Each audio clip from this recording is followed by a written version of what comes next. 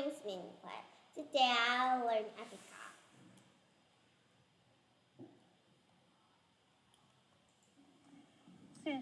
Students watching, I'm so glad you could join us today for art class. My name is Mrs. Kohanowitz, and I'm going to be your third grade art teacher this year. So let's get started on our first project right away. It's the Color Wheel Backpack Buddy, and we're going to actually get started on making our very own color wheel. So you'll notice that your first step to this project is cutting out the color wheel on page number 3, as well as your choice of a backpack buddy. So you can choose Heath the Health Bee, or you can choose Sherlock the Science Hound. And I'll show you how to color and what exactly we're going to do with them in just a few moments. So get them cut out and then set them aside, and let's look back at your color wheel. You're going to be coloring in your own color wheel. You can see that I have a finished one right here. So this is what it will look like after you get yours completed. We're going to color in the hues, the shades, and the tints on your color wheel. And if you remember, there are different parts to your color wheel. Primary colors, colors that happen naturally. Secondary colors that are made by mixing primary colors together. And then intermediate colors that are made by mixing a primary and a secondary color together. Those are what we're going to use as we make our tints, hues, and shades. And the hue is just another word for the pure color on the color wheel. It doesn't have any black or any white added into it. A tint is made either by adding white or by coloring very, very lightly as you use that color. And then a shade is made, you can probably tell, a shade is made by adding black to your hue.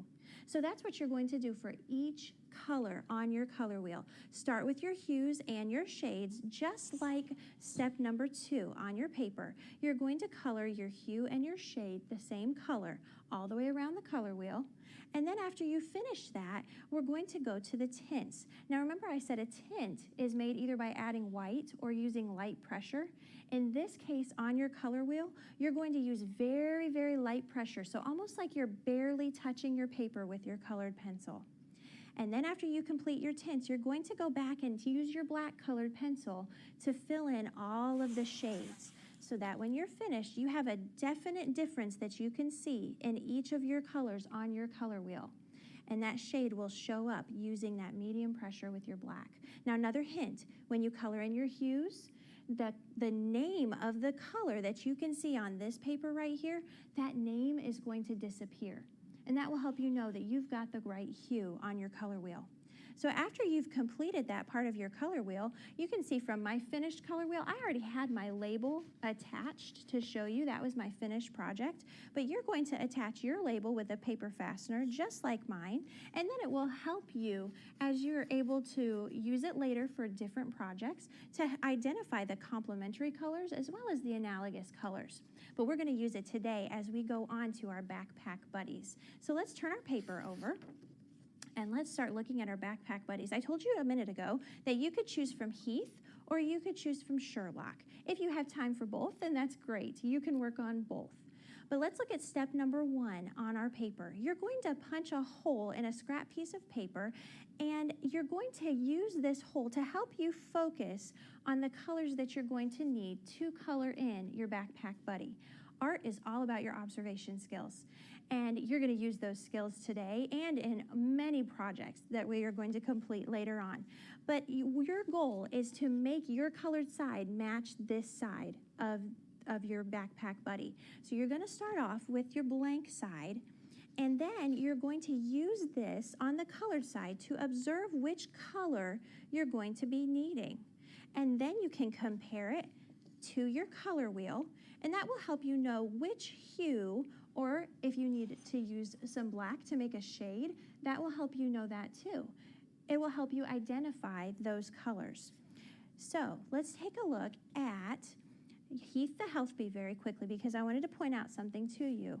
As you notice in the end of step number 1, it tells you to hold that hole over Heath the Health Bee's shirt to help you see. This is a great example to help you see what colors you're going to be using. If I look here, his actual shirt is blue-violet, and it's a tint of blue-violet, so it's a little bit lighter. So you're going to use really, really light pressure when you're coloring Heath's shirt. And you can see that when I colored him over here. So here you can see his shirt itself is much lighter. It's a tint. I barely put my pencil on that paper. Now let's flip it back over, and I want you to look at his stripes. So using his hole, there's a stripe. Now the stripe of Heath's shirt is actually the hue. It's blue-violet. So if I turn him around, you can see that that blue-violet hue is going to show up much better than the tint. It's going to be darker. But then there's a shade on Heath as well too. And that's right here. I wanted to show you this on Heath. His wrist guard that he has is a shade of blue-violet. So you can see I've colored a little bit of black over it, but I'm going to go back and color it in a little bit more just to make it show up a little bit better and to make sure that it's different from his shirt and his stripe. So you can see as you're coloring with the black, adding that shade, it's going to show much better.